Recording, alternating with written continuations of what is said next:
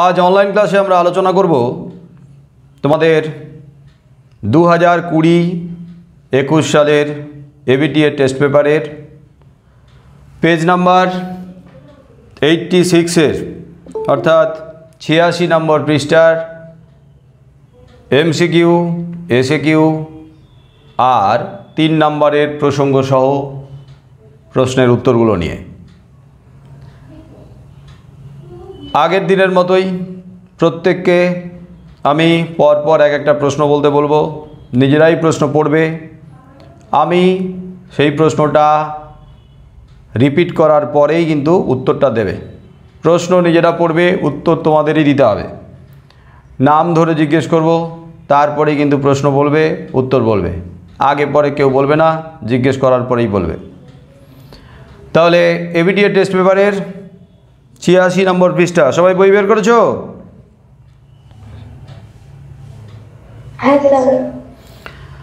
আয়ুষ, প্রথম প্রশ্নটা পড়ো। তার মানে তপনকে এখন ড্যাশ বলা চলে। তার মানে তপনকে এখন ড্যাশ বলা চলে। বলো কি বলা চলে? লেখক। লেখক। অপশনগুলো পড়তে হবে না বলেছিলাম, লেখক বলা চলে।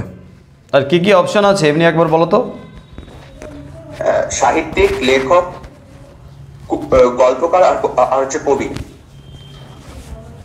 তার মানে তপনকে এখন লেখক বলা চলে। লেখক। এমনিতেই বাড়িতে, মামার বাড়ি থেকে ফিরে আসার পরে বাড়িতে তপনের নাম হয়ে গিয়েছিল।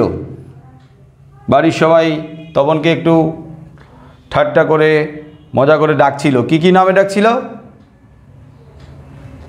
কবি, সাহিত্যিক, কথাশিল্পী প্রভৃতি নামে। কবি, সাহিত্যিক, কথাশিল্পী। আর এখানে লেখিকার যে উপস্থাপনা সেখানে ছিল যে তপনকে এখন লেখক বলা চলে। আচ্ছা আয়ুষ বলো, কোন জায়গাটাতে তপনকে লেখক বলা চলে বলে বলা হয়েছে, কোন জায়গাটাতে ছিল? যখন হচ্ছে ও হচ্ছে প্রথম দিন গল্পটি লিখে তারপরে, মানে 3 তলার সিঁড়িতে বসে প্রথম দিন গল্পটা লেখার পরে যখন নিজে একবার পড়েছিল, তাই তো, হুবহু গল্পের মতো লাগছিল, সেই জায়গাটাতেই ছিল যে তার মানে তপনকে এখন লেখক বলা চলে। ঠিক আছে রাহুল, পরের প্রশ্ন। সে ভয়ানক দুর্লভ জিনিসটি হলো। সে ভয়ানক দুর্লভ জিনিস, দুর্লভ জিনিসটি কি বলো? সন্ন্যাসীর পায়ের ধুলো। সন্ন্যাসীর পায়ের ধুলো। কোথাকার লাইন? বহুরূপী লাইন। বহুরূপী গল্পের সন্ন্যাসীর পায়ের ধুলো। কোন সন্ন্যাসী? হিমালয়ের গুহা থেকে আগত। একটু জোরে বলো, জোরে বলো। হিমালয়ের গুহা থেকে আগত উচ্চতরে 1000 বছরের বেশি বয়স্ক সন্ন্যাসী, যে বছরে একটা ঠিক আছে। হিমালয়ের গুহা থেকে আগত 1000 বছর বয়সী, বছরে একটি হরিতকি খান জগদীশবাবুর বাড়িতে এসেছিলেন। ঠিক আছে রূপসা, পরের প্রশ্ন পড়ো।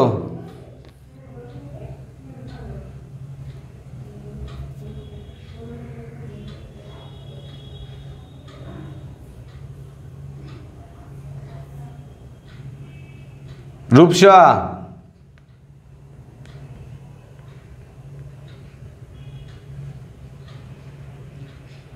কি রে বাবা, কোথায় গেল? চুপ করে বসে থাকে কেন? মাইকি খুলে না?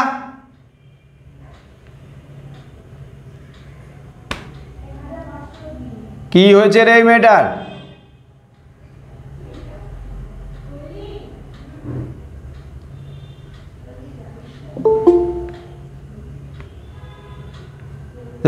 ক্লাস করতে আমরা লেফট করে যা, বের করে দিচ্ছে তার মধ্যে।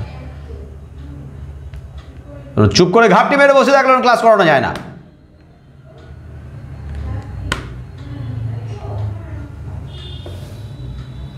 ঋতব্রত, পরের প্রশ্ন পড়ো। হ্যাঁ স্যার। তবে এই বস্তুটি পকেটে কেন? বস্তুটি হলো গাঁজার কলকে। তবে বস্তুটি পকেটে কেন? বস্তুটি কি? গাঁজার কলকে। কার পকেটে ছিল? পলিটিক্যাল সাসপেক্ট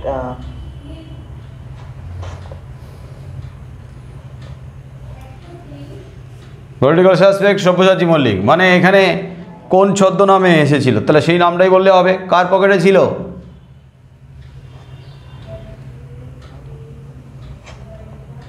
সেটা মনে পড়ছে না। কার পকেটে ছিল? কার মনে পড়ছে? Sir Girish Mahapatra. Girish Mahapatra. Mahapatra. Political suspect Sabyasachi Mallick. Girish মহাপাত্রের পকেটে গাজার কলকে ছিল। বিশ্বজিৎ, পরের প্রশ্ন পড়ো।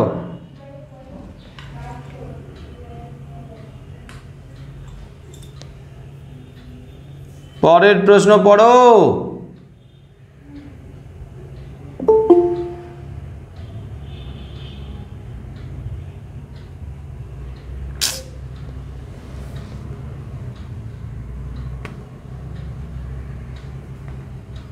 রূপসা পাল জয়েন করলে? হ্যাঁ স্যার। তখন কি হচ্ছিল? জানি না স্যার কি হচ্ছিল, আমি বলছিলাম এখান থেকে। মাইক তো বন্ধই ছিল দেখছিলাম আমি।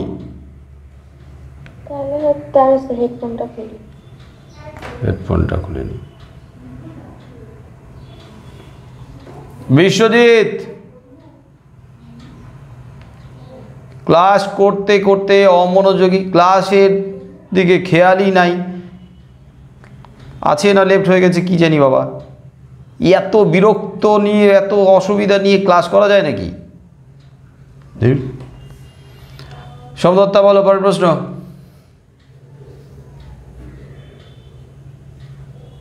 কবির সঙ্গীতে বেজে উঠেছিল। কবির সঙ্গীতে বেজে উঠেছিল, কি বেজে উঠেছিল? সুন্দরের আরাধনা। সুন্দরের আরাধনা। কখন কখন কখন বলো তো? তো আফ্রিকার কবিতায় ছিল, যখন আফ্রিকার বুকে অত্যাচার হচ্ছে সেই সময় ওদের দেশে সবকিছু সুখ শান্তিতে রয়েছে। আফ্রিকা কবিতায় যখন আফ্রিকার বুকে ইউরোপীয় সাম্রাজ্যবাদীদের অত্যাচার চলছে, তখনই সমুদ্রের ওপারে ইউরোপীয়দের পাড়ায় পাড়ায় কবির সঙ্গীতে সুন্দরের আরাধনা বেজে উঠেছিল। ঠিক আছে সৌম্যজিৎ, পরের প্রশ্ন। হ্যাঁ স্যার, কাপিল লঙ্কা, কাপিল ড্যাশ। কাপিল লঙ্কা, কাপিল কি? জলধি। জলধি। জলধি মানে কি? স্যার সমুদ্র। সমুদ্র। এবারে কখন লঙ্কা আর জলধি কেঁপে উঠেছিল, কখন বলো তো? স্যার যখন ইন্দ্রজিৎ আসছিল। ইন্দ্রজিৎ যখন রথে চড়ে লঙ্কাপুরীর উদ্দেশ্যে আসছিল, তখন কি কারণে জলধি আর লঙ্কা কেঁপে উঠেছিল, কি কারণে? কে পারবে? কি কারণে কেঁপে উঠেছিল? ইন্দ্রজিতের ধনুকের টঙ্কারের জন্য। ইন্দ্রজিতের ধনুকের ছিলার বা সিঞ্জিনির যে আওয়াজ, টঙ্কার, সেই টঙ্কারে যেমন আকাশ বাতাস কেঁপে উঠেছে, তেমনি কেঁপে উঠেছিল লঙ্কাপুরী সমুদ্র। রীতিশা, হ্যাঁ স্যার। পড়ো, পরের প্রশ্ন বলো। সপ্তমহা সিন্ধু দোলে। সপ্তমহা সিন্ধু দোলে, প্রশ্ন কি? কোথায়? কোথায় দোলে? না বলো। নয়ন জলে। সপ্তমী মহাসিন্ধু দোলে কোথায়? কি কি অপশন আছে বলো তো? স্যার কপল দোলে হবে। হ্যাঁ, কি কি অপশন কি কি আছে? নয়ন জলে, কপল দোলে, সাগর দোলায়, দিগম্বরের জটায়। হ্যাঁ, তাহলে কোথায়? কোথায় সপ্তমহাসিন্ধু দোলে, কোথায়? কপল তলে। কপল তলে। কপল মানে কি?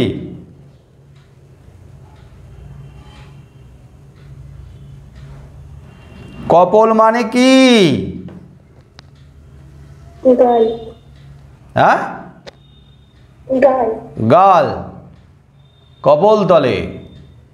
আর সপ্তমহাসিন্ধু দোলে, কপল দোলে কিসের দ্বারা? কিসের দ্বারা সপ্তমহাসিন্ধু দোলে? নয়ন জলের দ্বারা। নয়ন জলের দ্বারা। নয়ন জলে। কোন কবিতার লাইন? দোলের উল্লাস। কার কপল দোলে সপ্তমহাসিন্ধু দোলে? কার? মহাদেবের। মহাদেবের, কাল ভয়ঙ্করের, দিগম্বরের। ঠিক আছে আমিষা, পরের প্রশ্ন পড়ো। রেডি হয়ে থাকবে পরপর। যারা পরে জয়েন করলে তাদের নামগুলো পরে জিজ্ঞেস করে বলছি, এখন যাদের আগে থেকে নাম আমি লিখে নিয়েছি বা আগে থেকে নাম শুনেছি তাদেরকে জিজ্ঞেস করে নিই এক রাউন্ড। পরের প্রশ্ন। খাগের কলম দেখা যায় একমাত্র সরস্বতী পুজোর সময়। খাগের কলম দেখা যায় একমাত্র কোন সময়? সরস্বতী পুজোর সময়। কোথাকার লাইন? হারিয়ে যাওয়া কালী কলম। হারিয়ে যাওয়া কালী কলম কার লেখা? শ্রীপান্ত। শ্রীপান্থ। শ্রীপান্থ তো ছদ্মনাম, আসল নাম কি লেখকের?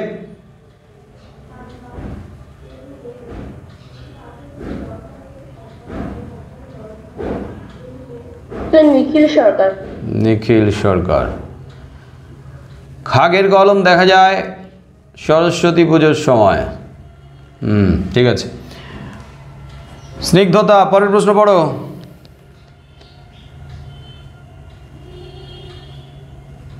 স্যার টেস্ট পেপারটা নেই।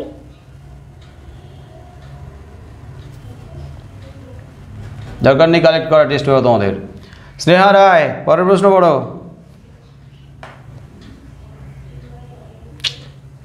বলার সাথে সাথে কেন মাইক খোলেন না রে? স্নেহা, পরের প্রশ্ন।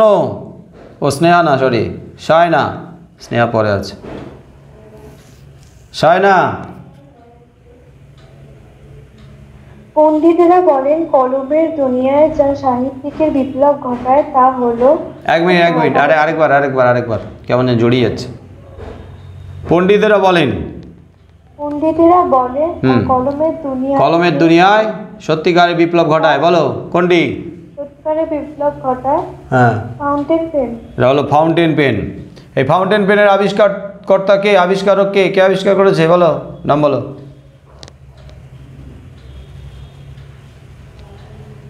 Luis Edson Waterman. স্যার একটা কোশ্চেন বাদ গেছে তো? বাদ দিয়ে গেছে। অনিশ, আচ্ছা, যে প্রশ্নটা বাদ দিয়ে গেছে ওটা পড়ো। ব্রোঞ্জের শলাকার পোশাকের নাম? আরেকবার প্রশ্নটা বলো। ব্রোঞ্জের শলাকার পোশাকি নাম, তাই তো? হ্যাঁ, ব্রোঞ্জের শলাকার পোশাকি নাম কি? কি শলাকা? মাথায় না হাতুড়ির বাড়ি মেরে দেবো। টেস্ট পেপারগুলো দেখে রাখতে বলেছিলাম, সলভ করে রাখতে বলেছিলাম।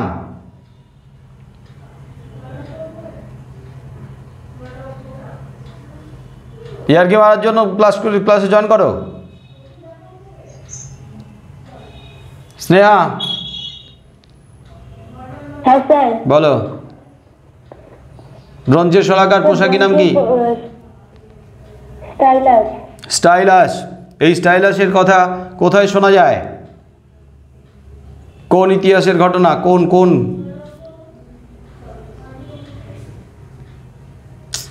একটা কোশ্চেন যে মানে এই জায়গা থেকে সরে গিয়ে অন্যভাবে জিজ্ঞেস করার সাথে সাথে ঘাবড়ে যায়, হারিয়ে যায়, গুলিয়ে ফেলে। আরে যখন টেস্ট পেপারটাকে দেখছো, টেস্ট পেপারটা যখন কোশ্চেনটা নিয়ে ভাবছো উত্তরটা কী হবে, তার পাশাপাশি গিয়ে ওই জায়গাটাতে কি আছে আশেপাশের জায়গাটাকে ভেবে রাখবে। টেস্ট পেপার সলভ করা মানে এই নয় যে এই কোশ্চেনটা আছে আমি এই কোশ্চেনটাই শুধু দেখবো, এই কোশ্চেনটা কোথায় ছিল, কি ব্যাপার, কি বৃত্তান্ত, তার পুরো ইতিহাসটা মাথায় যেন তৈরি হয়ে থেকে যায়, ভাবেই না। কে পারবে? রোম সাম্রাজ্যের অধীশ্বর জুলিয়াস সিজার এই স্টাইলাস দিয়ে কাজটাকে আঘাত করেছিল। রোম সাম্রাজ্যের অধীশ্বর জুলিয়াস সিজার এই ব্রোঞ্জের শলাকা স্টাইলাস দিয়ে কাজকাকে আঘাত করেছিল।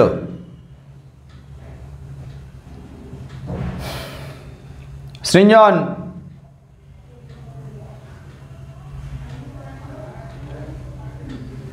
বললে চুপ করে থাকবে। আছে কি না? নেই, লেফট হয়ে গেছে। কি করে কি জানি বাবা। এরপরে যারা পরে জয়েন করলে নামগুলো বলো। 1 থেকে 10 কে 1 থেকে 10 কে আছো নতুন জয়েন করলে? 11 থেকে 20, 21 থেকে 30, স্যার আমি আছি, জয়দীপ বাবু। জয়দীপ 31 থেকে 40,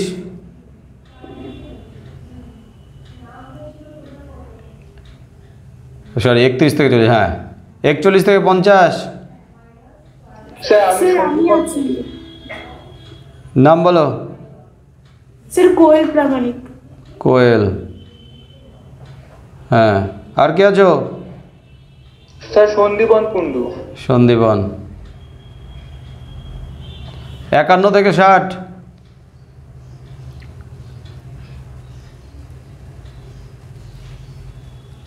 একষট্টি থেকে 70,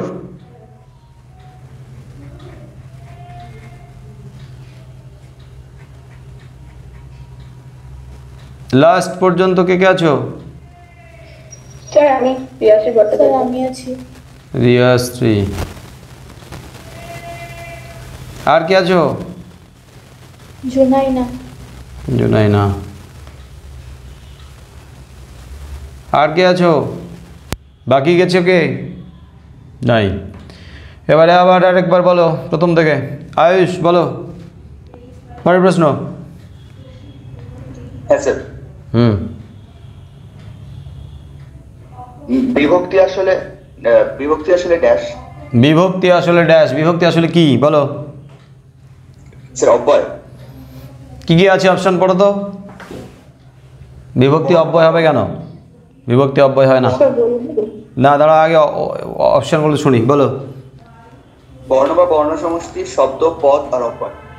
অব্যয় হবে না, ও উপসর্গগুলো অব্যয় হয় আর অনুসর্গগুলো অব্যয় হয়। আর বিভক্তি তাহলে কি হবে বলো এবারে? স্যার বর্ণ বা বর্ণ সমষ্টি। হ্যাঁ, বিভক্তি তো বর্ণ বা বর্ণ সমষ্টি। বিভক্তির কাজ কি আয়ুষ? বিভক্তির কাজ কি?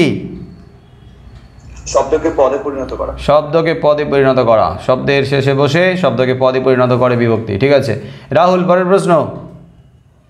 ভাবখানা ভালো ঠেকছে না, এখানে এই বাক্যে ভাবখানা, এই বাক্যে খানা হলো ভাবখানা ভালো ঠেকছে না। ভাবখানা, খানা, হ্যাঁ খানা কি?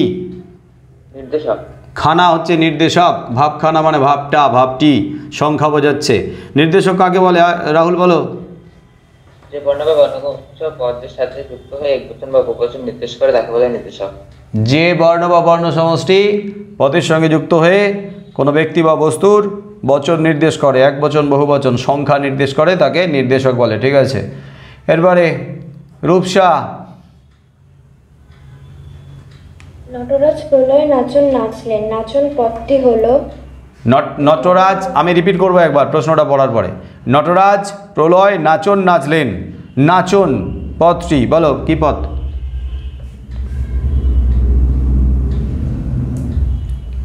অপশন কি কি আছে? অপশন আছে হলো উক্ত কর্ম, অক্ষুণ্ণ কর্ম, মুক্ত কর্ম, সমধাতুজ কর্ম। কর্ম হিসেবে চেয়েছে। কর্ম কি কর্ম এটা? নটরাজ প্রলয় নাচন নাচলেন। নাচন আর নাচলেন, নাচলেন নাচন, নাচলেন ক্রিয়া আর নাচন সেখান থেকেই তৈরি হচ্ছে। তাহলে কি হবে বলো? সমধাতুজ কর্ম। সমধাতুজ কর্ম। Very good. সমধাতুজ কর্ম। ক্রিয়াপদ যে ধাতু থেকে তৈরি হয় ঠিক একই ধাতু থেকে যদি কর্ম তৈরি হয় তাকে সমধাতুজ কর্ম বলে। প্রলয় নাচন নাচলেন, নাচলেন নাচ ধাতু আর এখান থেকেই তৈরি হয়েছে নাচন শব্দটা, তাই সমধাতুজ কর্ম। Very good. আমিষা, না আমিষা না, ঋতব্রত।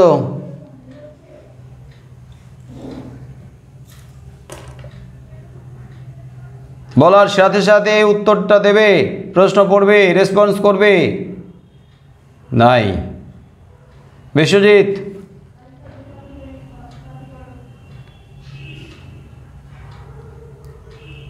বিশ্বজিৎ নাই। কি রে, জয়েন করে চলে যায় বাড়ি। জয়দীপ বলো। তারপর আছে মেবারের পাহাড় লজ্জায় মুখ ঢাকছে। এখানে লজ্জায় পদটি হলো উপকরণ করে। মেবারের পাহাড় লজ্জায় মুখ ঢাকছে। লজ্জায় কি কারক? লজ্জার কারণে, লজ্জার হেতু। হ্যাঁ তাহলে কি কারক হবে? করণ কারক। লজ্জার কারণে লজ্জার হেতুই মুখটা ঢাকছে। লজ্জা হেতু বা হেতুবোধক করণ, করণ কারক। ঠিক আছে, সমদত্তা পরের প্রশ্ন পড়ো। তিল থেকে তেল হয়, তিল পদটি হলো?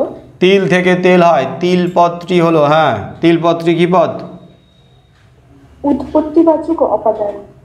উৎপত্তিবাচক উপাদান, তিল থেকে, কোনো কিছু থেকে উৎপত্তি হচ্ছে, হ্যাঁ, তিল থেকে তেল হচ্ছে, তিল থেকে উৎপন্ন হচ্ছে তেল, তাহলে উৎপত্তিবাচক উপাদান। এটা টেস্ট পেপারে অনেকবার রিপিট এই প্রশ্নটা, এটা ইম্পর্টেন্ট আছে, খেয়াল রেখো। ঠিক আছে, সৌম্যজিৎ পরের প্রশ্ন পড়ো। ব্যাকরণে দ্বন্দ্ব কথাটি গৃহীত হয়েছে যে অর্থ হলো? যে অর্থে, ব্যাকরণে দ্বন্দ্ব কথাটি গৃহীত হয়েছে যে অর্থে। দ্বন্দ্ব মানে তো সংঘাত, কিন্তু লড়াই, সংঘাত, ঝামেলা, কিন্তু এখানে ব্যাকরণে কোন অর্থে গৃহীত হয়েছে বলো? বিবাদ। না,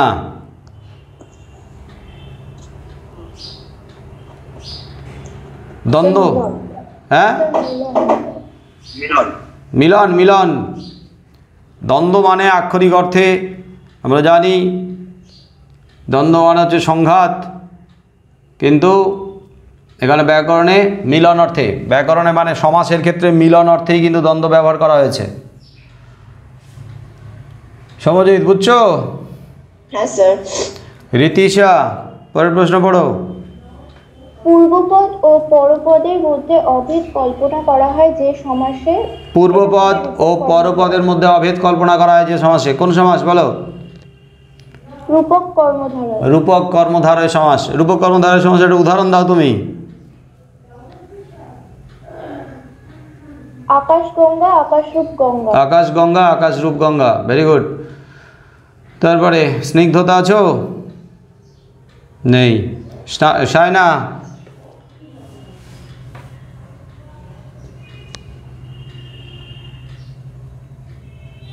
নাই। কোয়েল?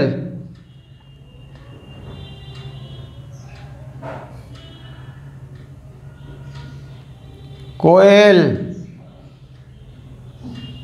হ্যাঁ স্যার। এক মিনিট দাঁড়াও তো, স্নিগ্ধতাকে আমি দেখতে পাচ্ছি আছে। স্নিগ্ধতা? স্যার আমার টেস্ট পেপার নেই বলবো। ও হ্যাঁ, কোয়েল বলো। স্যার কত নম্বর হবে? আমি লেফট হয়ে গেছিলাম তো তো শুনতে পাইনি। কত নাম্বার হবে একটু বলে দাও তো। 1.17। 1.17। ব্যক্তি অর্থে যে তৎপুরুষ সমাস হয়। ব্যক্তি অর্থে যে তৎপুরুষ সমাস হয়, হ্যাঁ বলো। অপাদান তৎপুরুষ।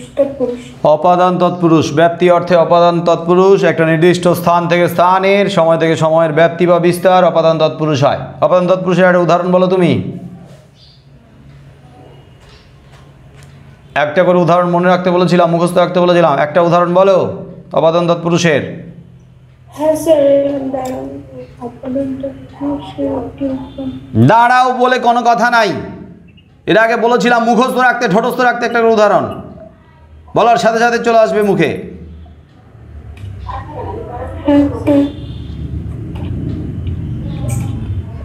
আমাকে বোকা বানানোর কোনো দরকার আছে কি?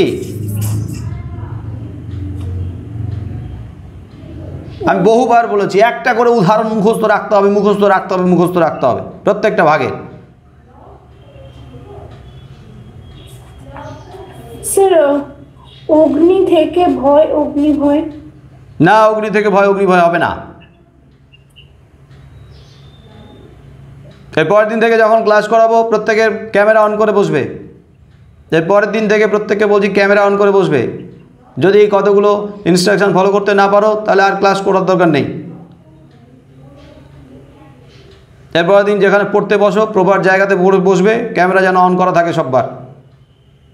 আর যারা এগুলো মেনটেন করতে পারবে তারাই ক্লাস করবে, নাহলে বাকিদের আর ক্লাস করার দরকার নেই। আর যদি না হোমওয়ার্ক করো, না যদি পড়া করে বসো, আমি লেফট করিয়ে দেবো, আমি জয়েন করবো না, গ্রুপ থেকেই লেফট করিয়ে দেবো। শুধু এখান থেকে না, গ্রুপ থেকে লেফট করিয়ে দেবো, তারপর নিজেরা বাড়িতে পড়তে দেখো। আমি বলে দিয়েছি যে এবারে মাধ্যমিকের জন্য তৈরি করাচ্ছি। এতদিন ধরে শুধু সিলেবাস শেষ করার জন্য পড়ানো হচ্ছিল, হয়ে গেছে কমপ্লিট। এবারে শুধু রিভিশন হবে, আর রিভিশনের সময় যদি আমার কথা মতো না চলো, না শোনো, না পড়া করো, গ্রুপ থেকেই লেফট করিয়ে দেবো। তাতে যদি আমার 2-5 জন স্টুডেন্ট থাকে, ওই 2-5 জন স্টুডেন্টকে আমি তৈরি করব, দরকার নেই আমার বাকিদের। অনেক ফাঁকি দিয়েছো, অনেক ঝামেলা করেছো, অনেক টুপি পরিয়েছো আমাকে, হয়েছে অনেক। সন্দীপন আছো? হ্যাঁ স্যার। একটা উদাহরণ বলো অপাদান তৎপুরুষের। অপাদান তৎপুরুষ, না না, অপাদান তৎপুরুষ না, ব্যাপ্তি তৎপুরুষ, সরি ব্যাপ্তি তৎপুরুষ। সমুদ্র হিমাচল, সমুদ্র থেকে হিমাচল পর্যন্ত। Very good. সমুদ্র হিমাচল, সমুদ্র থেকে হিমাচল পর্যন্ত। অনিশ, হ্যাঁ স্যার। পড়ো, পরের প্রশ্ন বলো। তারপরে প্রশ্ন আছে, বলছি হুম। পৃথিবীতে এমন অলৌকিক ঘটনাও ঘটে, কোন ঘটনাকে অলৌকিক বলা হয়েছে? পৃথিবীতে এমন অলৌকিক ঘটনাও ঘটে, কোন ঘটনাকে অলৌকিক বলা হয়েছে? কোথাকার লাইন? গল্প? স্যার জ্ঞানচক্ষু। জ্ঞানচক্ষু, বলো এবারে। তপনের লেখা গল্প প্রকাশিত হওয়ায় এই পত্রিকা বহু মানুষের কাছে ছড়িয়ে পড়েছে, এই ঘটনাকে অলৌকিক বলা হয়েছে। তপনের লেখা গল্প সন্ধ্যাতারা পত্রিকায় ছাপা হওয়া বা প্রকাশিত হওয়া, আর হাজার হাজার পাঠকের হাতে ঘোড়া বা পাঠকের কাছে পৌঁছে যাওয়া, এটা তপনের কাছে অলৌকিক মনে হয়েছে। ঠিক আছে স্নেহা, পরের প্রশ্ন পড়ো।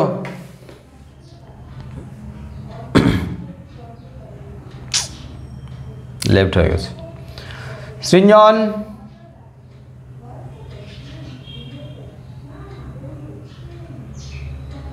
রিয়াশ্রী, হ্যাঁ স্যার।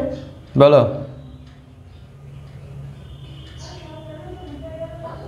সেকেন্ড 2-1 দিয়েছিল, এর মধ্যে তপন কোথা, কেন এমন বলা হয়েছে?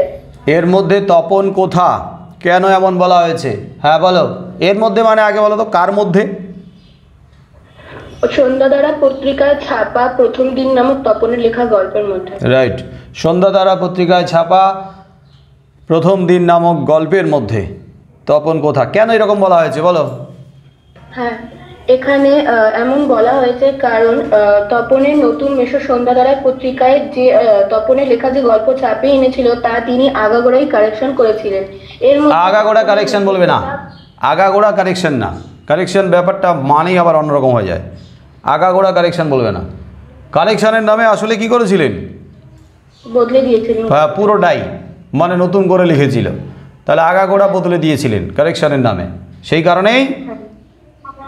কারণে এর মধ্যে তপনের কোনো নিজস্বতা ছিল না, অস্তিত্ব ছিল না। কথা বলা হয়েছে। ঠিক আছে, ঠিক আছে জুনাইনা, পরের প্রশ্ন পড়ো। সপ্তাহে বড়জোর একটা দিন বহুরূপী সেজে বের হন হরিদা, বহুরূপী কাকে বলে? সপ্তাহে বড়জোর একটা দিন বহুরূপী সেজে বের হন হরিদা, বহুরূপী কাকে বলে? বলো, কাকে বলে, কাদের বলে বহুরূপী?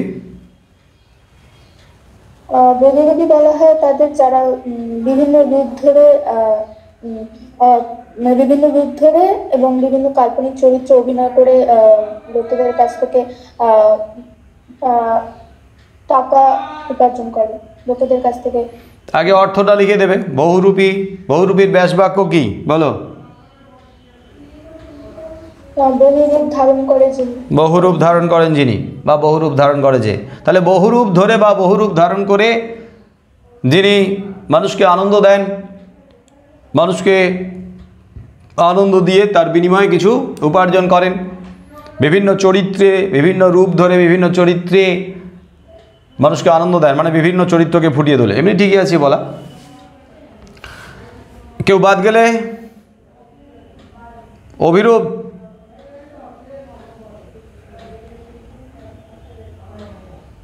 অভিরূপ জয়েন করলো মনে হচ্ছে, দেখলাম।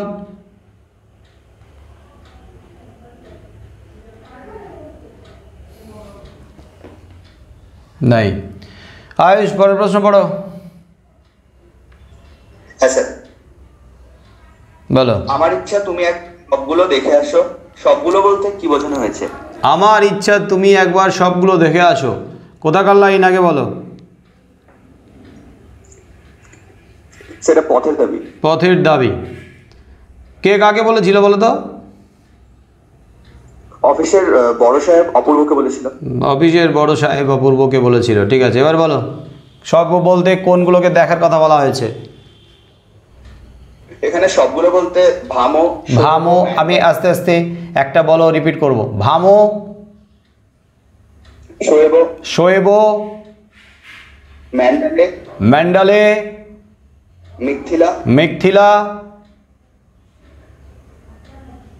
আরেকটা আছে প্রোম। প্রোম, 5টা টোটাল, তাই তো? হ্যাঁ 5টা জায়গাতে ওদের যে অফিস আছে সেখানে গোলযোগ হচ্ছে, গোলযোগ গণ্ডগোল। তো একটা শৃঙ্খলা থাকা দরকার। শৃঙ্খলা ফিরিয়ে আনার জন্য অফিসের বড় সাহেব অপূর্বকে দায়িত্ব দিয়েছিল সেই জায়গায় পৌঁছে যেতে। ঠিক আছে, পরের প্রশ্ন রাহুল। অনিয়ম রেলওয়ে কর্মচারীদের জন্য কোন নিয়ম? অনিয়ম রেলওয়ে কর্মচারীদের জন্য কোন নিয়ম বলো? ট্রেনের প্রথম শ্রেণীর যাত্রীদের রাত্রে ঘুমের ব্যাঘাত ঘটানো যায় না। ট্রেনের প্রথম শ্রেণীর যাত্রীদের যাত্রাকালে রাতে কেউ ঘুমের ব্যাঘাত ঘটাতে পারবে না, তাদের বিরক্ত করতে পারবে না, তাই তো? হ্যাঁ, এই নিয়ম রেলওয়ে কর্মচারীর জন্য। এই কথাটা কে বলেছিল, বক্তাকে? বর্মা সাহেব ইন্সপেক্টর। বর্মা সাব ইন্সপেক্টর বলেছিল। কাকে বলেছিল? অপূর্ব। অপূর্বকে বলেছিল। ঠিক আছে, রূপসা।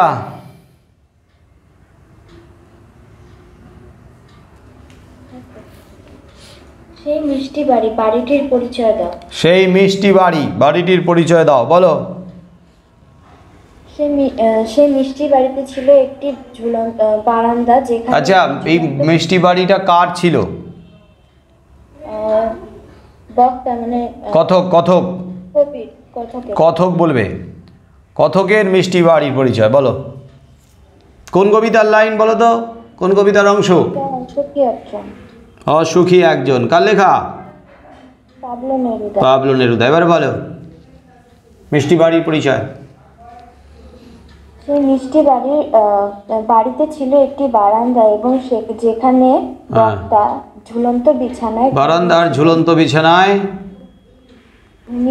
ঘুমিয়েছিলেন। আর তারপর হলো সেখানে ছিল গোলাপি গাছ, গোলাপি গাছ, ছড়ানো করতলের মতো পাতা চিমনি, ছড়ানো করতলের মতো পাতা চিমনি, আর একটি প্রাচীন জলতরঙ্গ, প্রাচীন জলতরঙ্গ, আর যেটি যুদ্ধের সময় আগুনে জ্বলে গিয়েছিল।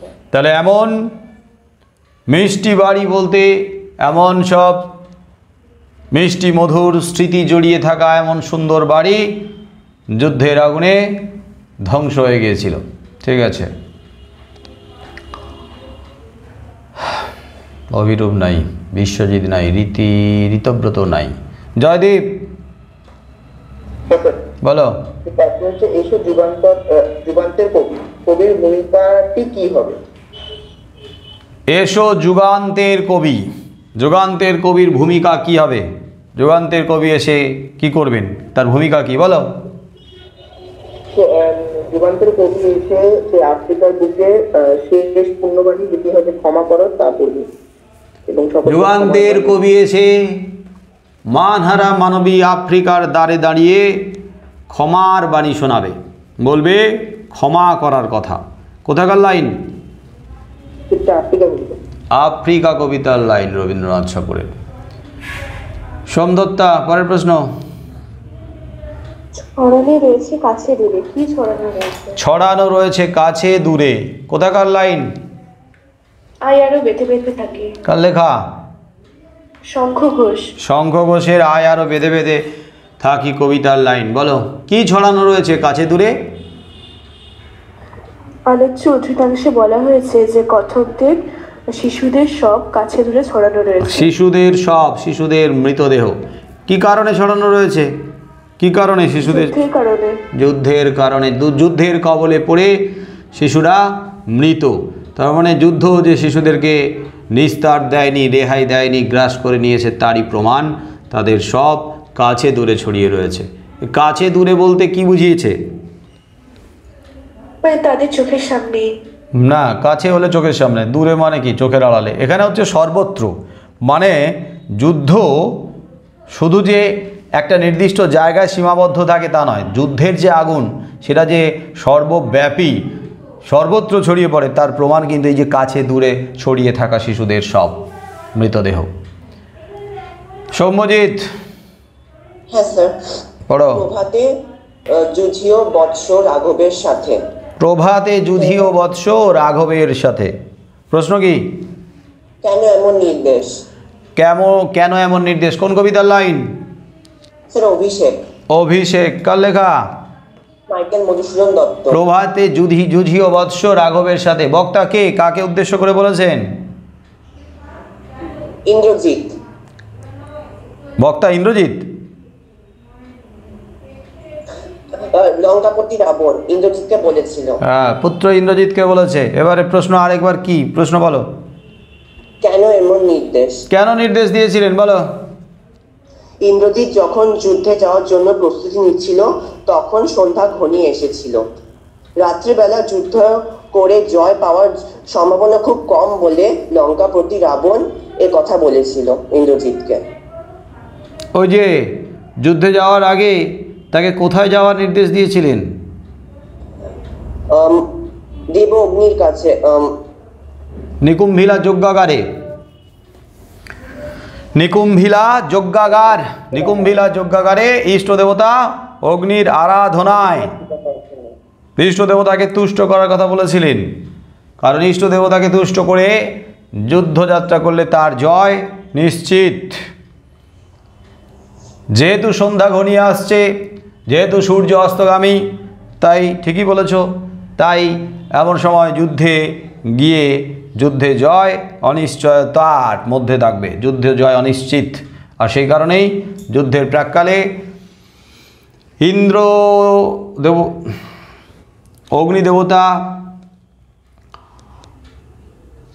ইষ্টদেবতা অগ্নিকে পুজো করতে বলেছিল, তুষ্ট করতে বলেছিল ইন্দ্রজিৎকে রাজা রাবণ।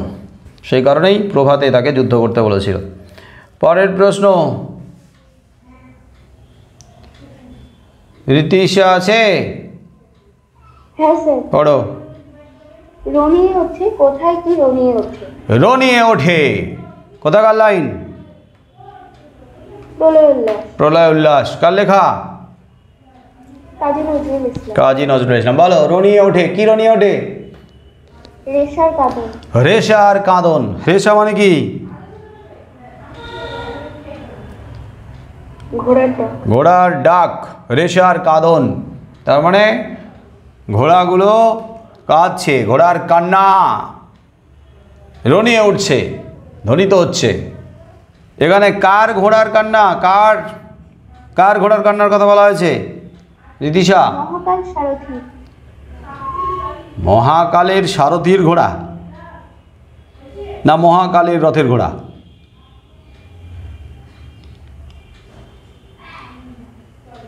রথের চড়ে কে আসছিল? মহাকালের ঘোড়া না, মহাকালের রথ, রথের ঘোড়া। মহাকালের রথের ঘোড়া না সারথীর রথের ঘোড়া? মালিকটা কে? তাহলে মহাকালের রথের ঘোড়ার রেশা কাঁদন, রেশার কাঁদন ঘনিয়ে উঠছে, রনিয়ে উঠছে। কখন কখন মানে কি কারণে বলো তো? কখন বা কি কারণে?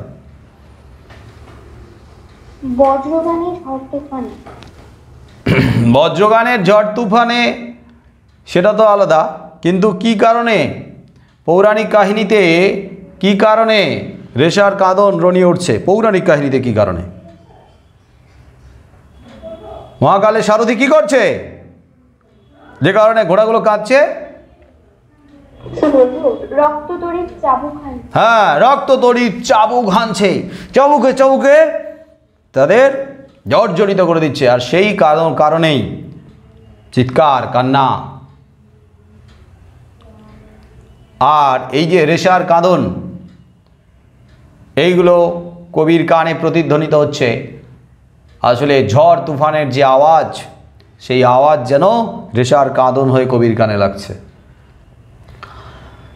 তারপর আমিষা নেই? নাই। সায়না,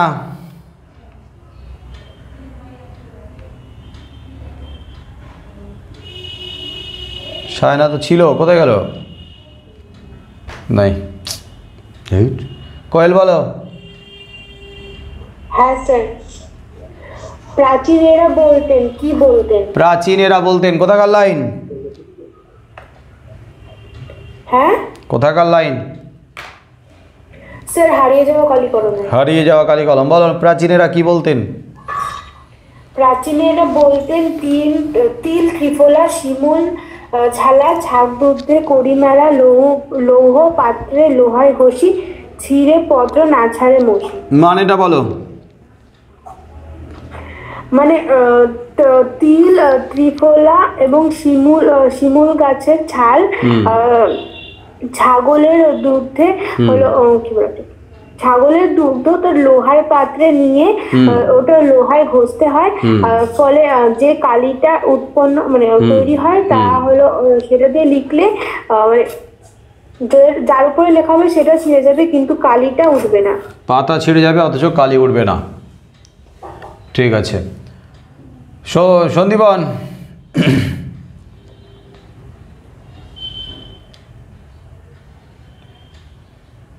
কি রে, কোথায় গেল রে ভাই? নাই।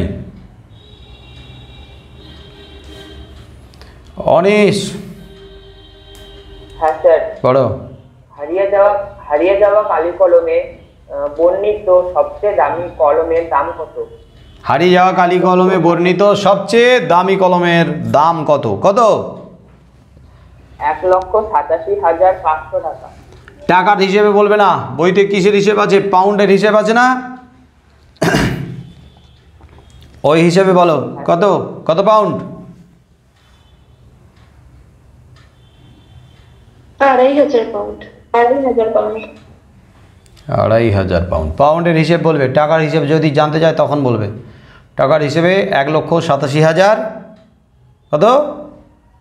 500 টাকা। 500 টাকা।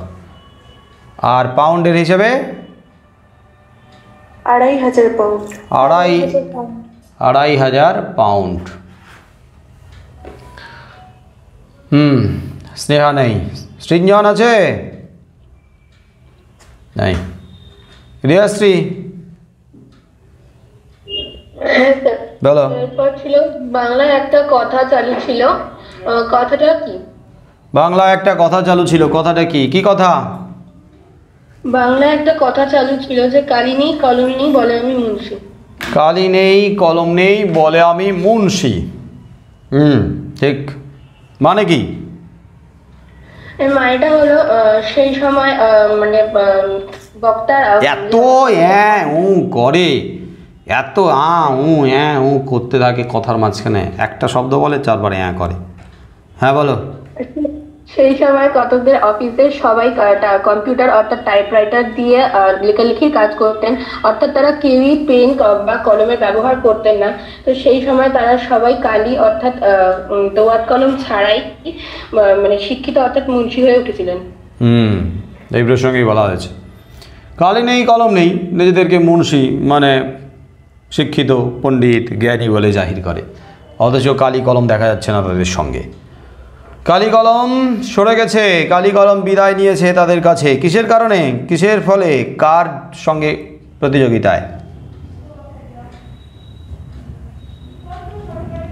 হ্যাঁ, কম্পিউটার। আর এখন কম্পিউটার তো আছেই, এখন কোন কার কারণে সব কিছু দুনিয়া থেকে, বাজার থেকে সব বিলুপ্ত হয়ে যাওয়ার পথে? মোবাইলেই তো কম্পিউটার। জুনাইনা, পরের প্রশ্ন।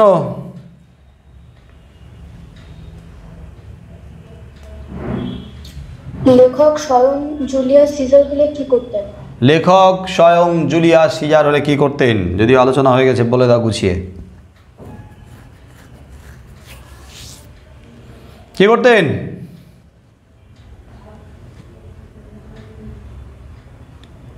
লেখক স্বয়ং জুলিয়াস সিজার হলে কি করতেন?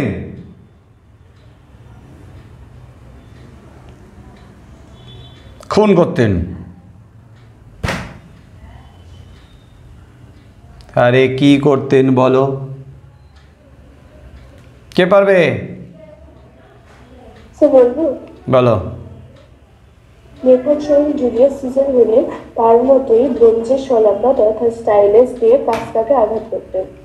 হ্যাঁ, ব্রোঞ্জের শলাকা স্টাইলাস দিয়ে কাস্কাকে আঘাত করতেন। যা করতেন জুলিয়াস সিজার, যা করেছিলেন সেটাই করতেন লেখক।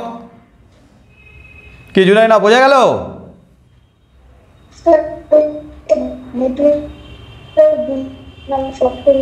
চলে গেল। ও হ্যাঁ, তোমার আওয়াজ আসছে না, মাঝে মাঝে কেটে যাচ্ছে। ঠিক আছে, পরে আবার জিজ্ঞেস করি। আয়ুষ, পরের প্রশ্ন পড়ো। আচ্ছা, ধাতু বিভক্তির অপর নাম কি? উদাহরণ দিয়ে বোঝাও। ধাতু বিভক্তির অপর নাম কি? কি? ক্রিয়া বিভক্তি। ক্রিয়া বিভক্তি। উদাহরণ দিয়ে বোঝাও। ছেলেটি পড়িতেছে। ছেলেটি পড়িতেছে, হ্যাঁ। পর ধাতু যোগ ইতেছে, ইতেছে হচ্ছে ক্রিয়া বিভক্তি। হ্যাঁ, পর ধাতু, পর যোগ ইতেছে, পর ধাতু, তার সঙ্গে ক্রিয়া বিভক্তি, ধাতুর সঙ্গে যে বিভক্তি যুক্ত হলো ইতেছে, সমান হয়ে গেল ক্রিয়াপদ, পড়িতেছে, তাই এর নাম ক্রিয়া বিভক্তি। বুঝিয়ে দিতে বলেছে তো আমরা সেভাবে লিখে দেব। যেহেতু ধাতুর সঙ্গে ইতেছি যুক্ত হয়ে পড়িতেছি, এই যে ক্রিয়াপদ গঠিত হলো, তাই এটা ক্রিয়া বিভক্তি তৈরি হলো, এর নাম ক্রিয়া বিভক্তি। যেহেতু ধাতুর সঙ্গে বিভক্তি যুক্ত হয়েছে, তাই ধাতু বিভক্তিও এর নাম। ঠিক আছে রাহুল, পরের প্রশ্ন। বিভক্তি ও অনুসর্গের মধ্যে একটি করে পার্থক্য লেখো। বিভক্তি আর অনুসর্গের মধ্যে একটি করে পার্থক্য লেখো, বলো। বিভক্তি হলো অর্থহীন এবং একটি শব্দের সাথে যুক্ত অবস্থায় শব্দের ঠিক পরিভাষা, আবার অন্যদিকে অনুসর্গ অর্থযুক্ত হয় এবং কি শব্দের পরে আলাদাভাবে বসতে পারে বা কখনো শব্দের আগেও বসতে পারে। ঠিক, বিভক্তি অর্থহীন বর্ণ বা বর্ণ সমষ্টি, শব্দের পরে বসে কিন্তু যুক্ত হয়ে বসে, হয়ে কি করে না শব্দকে পদে পরিণত করে, কাজটাও বলে দিও। আর অনুসর্গ, অনুসর্গ হলো অব্যয়, শব্দের পরে বসলেও আলাদাভাবে বসে এবং কি কাজ করে? বিভক্তির পরিপূরক হিসেবে কাজ করে বা ক্রিয়াপদের যে কারক সম্পর্ক নির্ণয় করে। একটা পার্থক্য অবশ্যই মনে রাখবে বিভক্তি আর অনুসর্গের মধ্যে। ঠিক আছে, বললাম এটাও তো হবে যে অনুসর্গের নিজস্ব পার্থক্য আছে, বিভক্তির নিজস্ব পার্থক্য নেই। পার্থক্য না অর্থ? মানে অর্থ, সরি। হ্যাঁ, বিভক্তির নিজস্ব অর্থ নেই, অনুসর্গের নিজস্ব অর্থ আছে। হ্যাঁ, এটাও হতে পারে। রূপসা, সমধাতুজ কর্তা উদাহরণ দিয়ে বোঝাও। সমধাতুজ কর্তা উদাহরণ দিয়ে বোঝাও, বলো। বাক্যে ক্রিয়াপদটি যে ধাতু থেকে উৎপন্ন হয়েছে, কর্তাও যদি সেই ধাতু থেকে উৎপন্ন হয়, তবে সেই কর্তাকে বলা হয় সমধাতুজ কর্তা। Very good. বাক্যের ক্রিয়াপদ যে ধাতু থেকে উৎপন্ন হয়েছে সেই ধাতু থেকেই যদি কর্তা তৈরি হয় তাহলে সমধাতুজ কর্তা বলে। উদাহরণ বলো। যেমন হলো পড়ুয়ারা পড়ছে। পড়ুয়ারা পড়ছে, পড়ুয়া পড়ছে, এখানে কোনটা সমধাতুজ কর্তা? এখানে হলো পড়ছেটা। পড়ছেটা সমধাতুজ কর্তা? না, কর্তাটা হলো মানে পড়ুয়াটা। পড়ুয়া হচ্ছে কর্তা আর সমধাতুজ ক্রিয়াতে পড়ছে। পড়ুয়া পড়ছে, পড়ুয়া পড়া পড়ছে, খেলোয়াড় খেলা খেলছে। এখানে পড়ুয়ার নিচে দাগ দিতে হবে, বাক্যের শেষে ব্র্যাকেটে রাখতে হবে পড়ুয়া, আবার নিচে লিখতে হবে পড়ুয়া। খেলোয়াড় খেলা খেলছে, সমধাতুজ কর্তা কোনটা? রূপসা, খেলোয়াড় খেলা খেলছে, সমধাতুজ কর্তা কোনটা? এখানে পড়ুয়া যেটা হলো, পড়ুয়া তো তুমি বললে, আমি যেটা বললাম তার কর্তা কোনটা? খেলোয়াড় খেলা খেলছে, কর্তা কোনটা? খেলোয়াড়। খেলোয়াড়।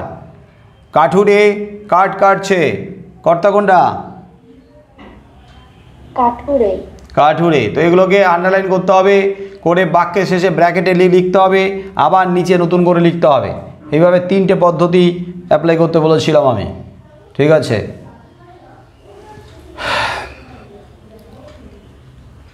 জয়দীপ বলো।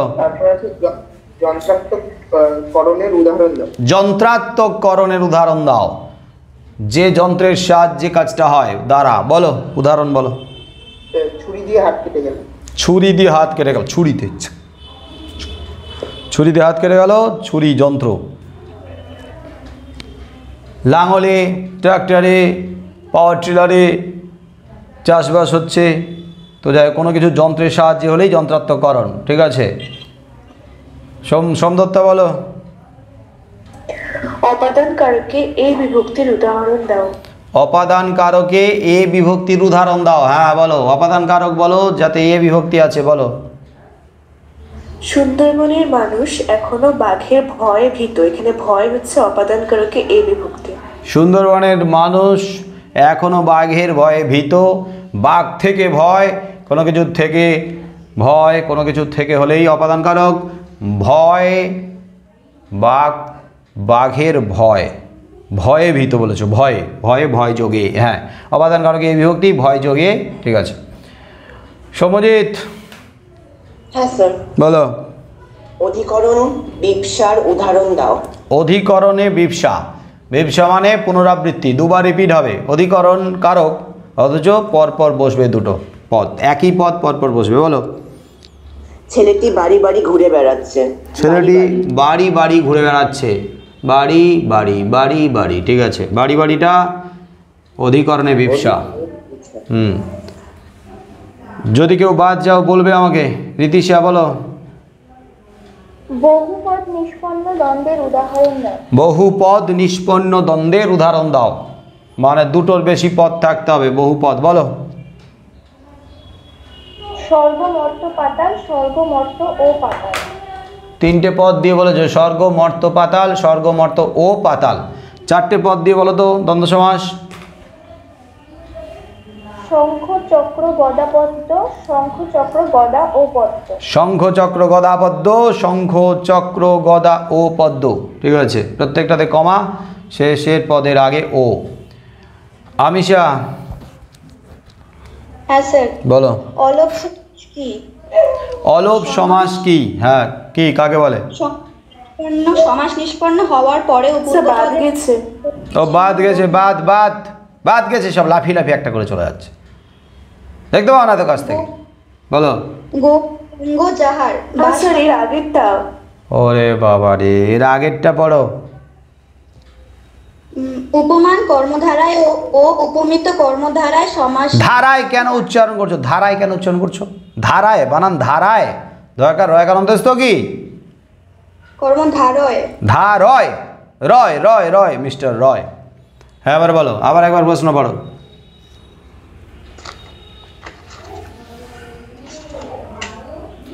কোথায় উল্টাচ্ছে পেজ রে? উপমান কর্মধারয়, উপমান পদের সঙ্গে সাধারণ ধর্মবাচক পদের যে সমাস হয় তাকে উপমান কর্মধারয় ধারয় বলা হয়। উপমিত কর্মধারয়, যে যে সমাসে পূর্বপদ উপময় এবং পরপদ উপমান হয় তাকে উপমিত কর্মধারায় বলা হয়। সাধারণ ধর্মের উল্লেখ এক্ষেত্রে করা হয় না। এ সমাসে উভয় পদই বিশেষ্য হয়। বই দেখে দেখে, খাতা দেখে দেখে বললে?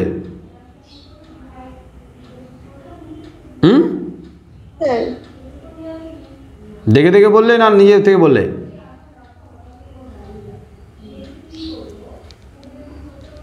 এক তো পেজ উল্টানোর শব্দ পেলাম আমি,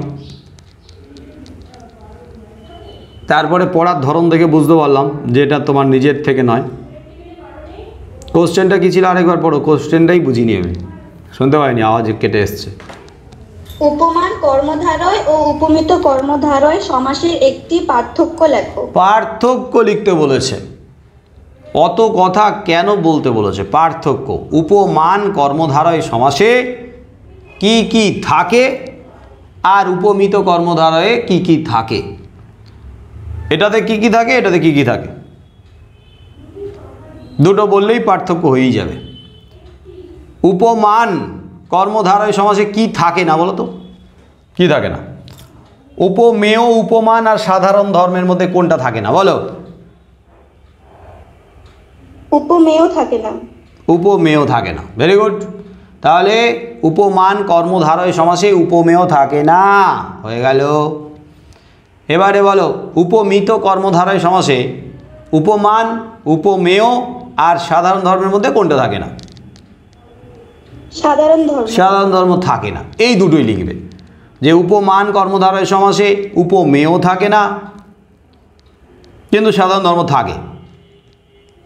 আর উপমিত কর্মধারয় সমাসে উপমেয় উপমান থাকে, কিন্তু সাধারণ ধর্ম থাকে না। ওটাই পার্থক্য। বোঝা গেল? হ্যাঁ স্যার। সায় না আছে? নাই। কোয়েল বলো। হ্যাঁ স্যার, গৌরঙ্গ যাহার ব্যাস বাক্যটি সমাসবদ্ধ করে সমাসের নাম লেখো। গৌরঙ্গ যাহার কি হবে? গৌরাঙ্গ যাহার, গৌরাঙ্গ গৌরাঙ্গ যাহার, হ্যাঁ বা ঠিক আছে। যাহার বা যার থাকলে কি সমাস? স্যার বহুব্রীহি। বহুব্রীহি। কোন ভাগ? স্যার প্রথমটার। ভাবটা মনে করছেন। প্রথমটাই সাধারণ বহুব্রীহি। তৃতীয় অর্থকে বোঝায়। গৌরঙ্গ যার, যার গায়ের রং গৌর। গৌর মানে কি? ফর্সা। যার গায়ের রং ফর্সা, গৌর বর্ণের, তাকেই তো গৌরাঙ্গ বলা হবে। তো তোমাদের মধ্যে অনেকের গায়ের রং ফর্সা, তাহলে সবাইকে কি গৌরাঙ্গ বলা হবে নাকি? হ্যাঁ, সবাইকে গৌরাঙ্গ বলা হবে? বলা হবে না। তৃতীয় পদের অর্থকে প্রাধান্য দেওয়া হবে। তৃতীয় পদকে গৌরাঙ্গ বলতে কাকে বোঝানো হয়েছে? শ্রী চৈতন্যদেব। শ্রী চৈতন্যদেব। সন্দীপন,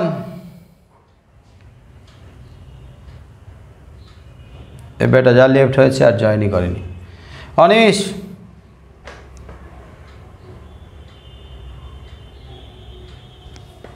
অনিশ তো ছিল রে, গেল কোথায়? অনিশ, বেশি বাংলা পড়া হয়ে যাচ্ছে। স্নেহা নেই। সৃঞ্জন আছো? নাই। রিয়াশ্রী বলো।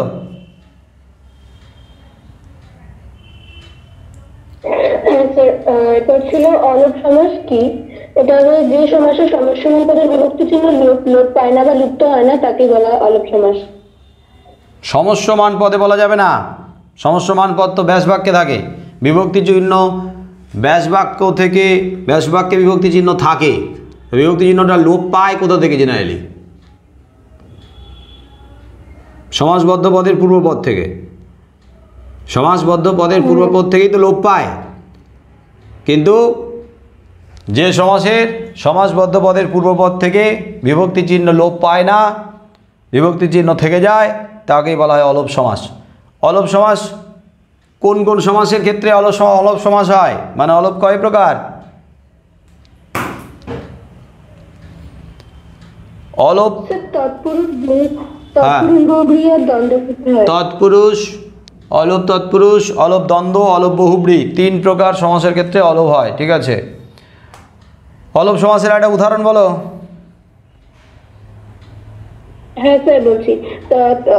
তৎপুরুষের হচ্ছে কি অলোপ সমাসের একটা উদাহরণ হলো দ্বন্দ্ব অলোপ থেকে ঘরে ও বাইরে, তাহলে ঘরে বাইরে। ঘরে ও বাইরে, ঘরে বাইরে, ঘরে ও বাইরে, ঘরে বাইরে। ঠিক আছে, ঘরে এ বিভক্তি থেকে গেছে। আর অলোপ তৎপুরুষের উদাহরণ?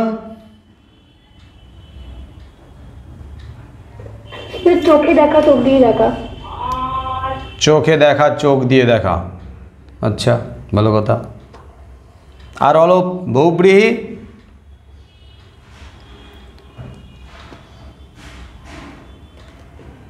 অলোপ বহুব্রীহির উদাহরণ কে পারবে? হ্যাঁ বলো। গায়ে হলুদ দেওয়া হয়েছে অনুষ্ঠানে। গায়ে হলুদ, গায়ে হলুদ, গায়ে হলুদ দেওয়া হয় যে অনুষ্ঠানে, গায়ে এ বিভক্তি থেকে গেছে। হাতে খড়ি, হাতে খড়ি দেওয়া হয় যে অনুষ্ঠানে, হাতে খড়ি। মাথায় ছাতা, মাথায় ছাতা যার, মাথায় ছাতা। গায়ে জামা, গায়ে তো জামা দেবেই, গায়ে জামা যার, গায়ে জামা। জুনাইনা হ্যাঁ স্যার বলো। স্যার এরপরে তো 3 নম্বরের প্রশ্ন শুরু। হ্যাঁ, 3 নম্বর প্রশ্ন পড়ো।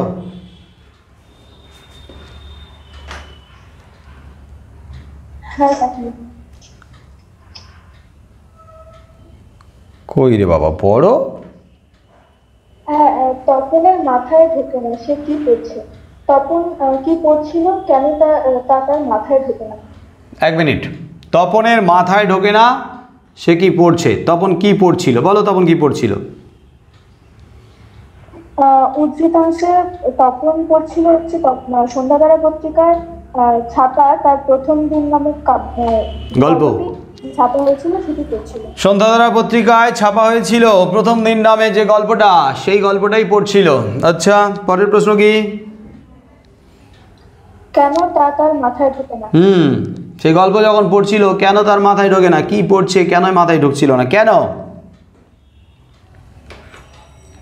তপন তার গল্পটিকে সংশোধনের জন্য তার লেখক মিশকে দিয়েছিল এবং লেখক মিশক বলেছিল যে সেই গল্পটিকে মানে কারেকশন করে তিনি সন্ধ্যাতারা পত্রিকায় সেটা ছাপিয়ে দেবেন।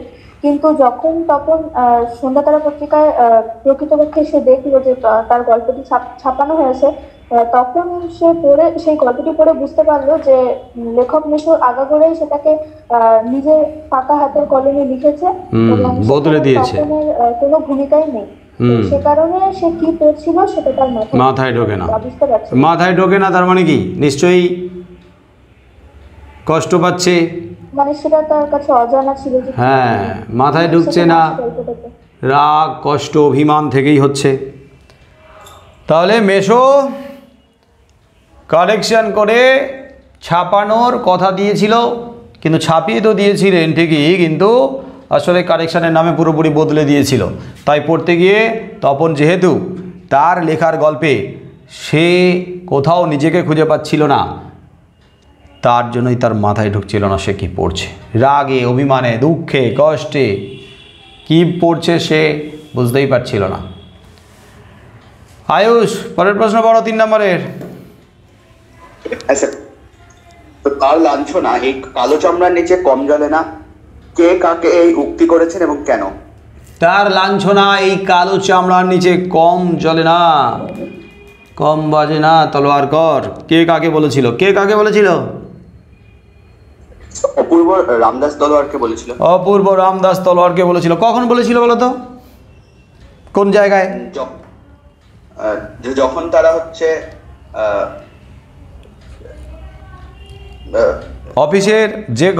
অফিসের যে ঘরে কাজ করে তার পাশের ঘরটাতে, তাই তো?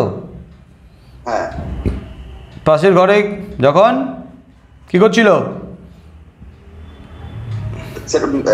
মানে খাবার খাচ্ছিল তো। হ্যাঁ, যখন দুজনে মিলে খাবার খাচ্ছিল সেই সময়। এবারে প্রশ্ন হচ্ছে কে কাকে বলেছিল। পরের প্রশ্ন কি?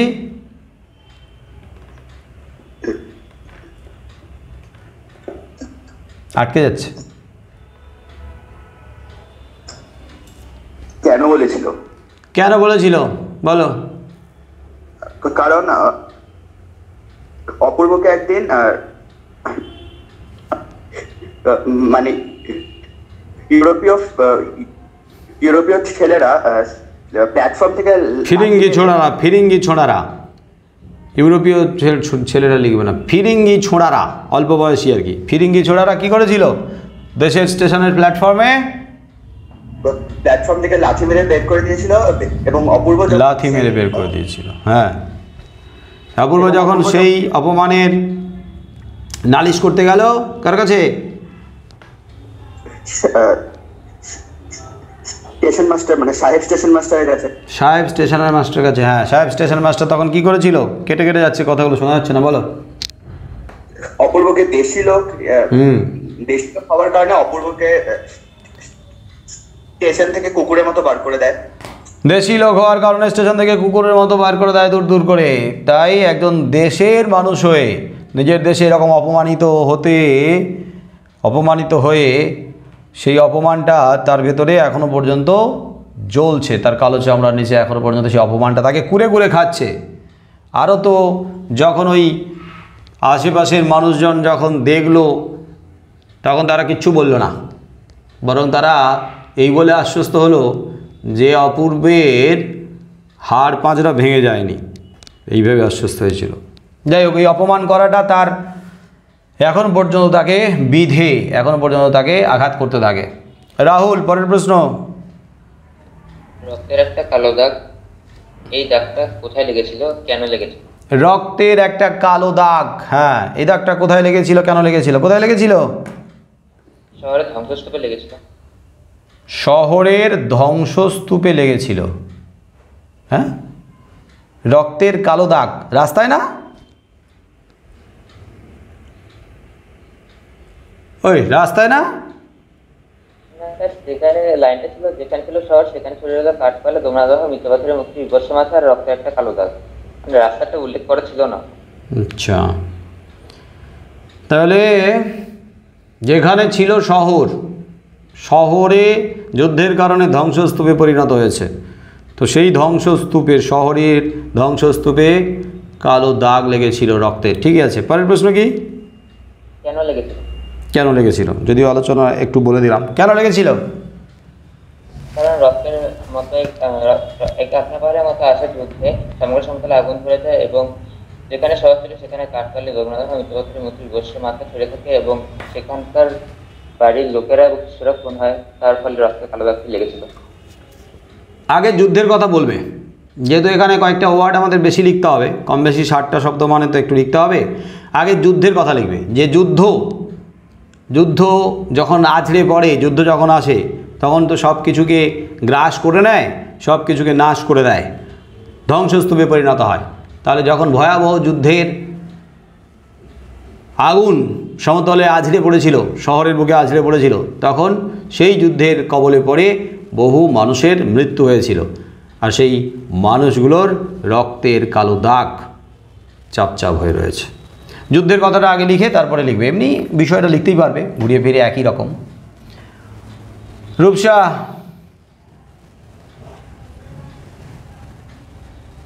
নাই।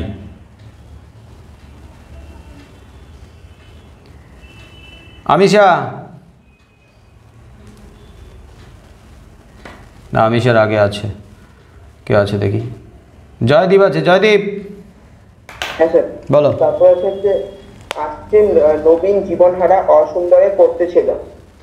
আসছে নবীন জীবন হারা অসুন্দরে করতে ছেদন। হ্যাঁ, প্রশ্ন কি? কোথাকার লাইন এটা? এটা তো প্রলয় উল্লাস। প্রলয় উল্লাসের। বলো কোশ্চেন কি? প্রশ্ন হচ্ছে তাৎপর্য বিশ্লেষণ। তাৎপর্য বিশ্লেষণ কর। আসছে নবীন অসুন্দরে করতে ছেদন, জীবন হারা অসুন্দরে করতে ছেদন। জাস্ট কি বলতে চাই যে বোঝাও, তাহলেই হবে। বলো। এখানে কবি বলতে চাইছেন যে প্রবল প্রলয়ের মাধ্যমে নতুন তরুণদের আবির্ভাব হচ্ছে, আর তার মাধ্যমে চারিদিকে যেন ধ্বংস সৃষ্টি হয়েছে, কিন্তু এই ধ্বংসের মধ্যে যেন নতুন সৃষ্টি সম্ভাবনা রয়েছে। কারণ কখনো যদি ধ্বংস না হয় তাহলে সৃষ্টি কখনোই সম্ভব হয়ে উঠবে না, কারণ ভাঙার মধ্যে দিয়ে কোনো কিছু নতুন গড়ে উঠতে পারে। তাই জন্য কবি এই নতুন তরুণ বিপ্লবীদের যে প্রলয়ের সঙ্গে আগমন, তাকে এই ইতিহাসে তুলে ধরেছে। আসছে নবীন জীবন হারা অসুন্দরে করতে ছেদন। জীবন হারাকে ছেদন করতে, যারা জীবন হারিয়ে জড়ো হয়ে পড়েছে, স্থবির হয়ে পড়েছে, প্রাণহীন হয়ে পড়েছে, জরাজীর্ণ পুরাতনকে নাশ করার জন্য নতুন আসছে। জীবন হারা অসুন্দর, যাদের দ্বারা সুন্দরের প্রতিষ্ঠা নয় বরং অসুন্দরের প্রতিষ্ঠা হয়, যত পুরাতনকে, জরাজীর্ণকে, পাপকে ধ্বংস করে নতুন সৃষ্টির মাধ্যমে নতুনের প্রাণ প্রতিষ্ঠা হওয়া সম্ভব এই নবীনদের হাত ধরে। তাহলে আগে দীর্ঘ প্রায় 200 বছরের ইংরেজ শাসন, সেই ইংরেজ শাসনে ইংরেজরা যে জড়ত্বে পরিণত করেছে, সেই জড়ত্বকে ঘুচিয়ে দেওয়ার জন্য নবীনের আবির্ভাব। কালবৈশাখীর ঝড়ের কথা টেনে নিয়ে আসতে পারো, যে কালবৈশাখীর ঝড়ে যেমন পুরাতন সরে যায় আর নতুনের প্রাণ প্রতিষ্ঠা হয়, নতুন সৃষ্টি হয়, কারণ কালবৈশাখীর ঝড়ের মধ্যে কিন্তু নতুন সৃষ্টির বীজ নিহিত থাকে। তেমনি এই পুরাতন জরাজীর্ণতাকে নাশ করে নবীন কি করবে? নতুনের প্রাণ প্রতিষ্ঠা করবে, অর্থাৎ পুরাতনকে, জরাজীর্ণতাকে মুছে ফেলতে পারলেই নতুন সৃষ্টি সম্ভব।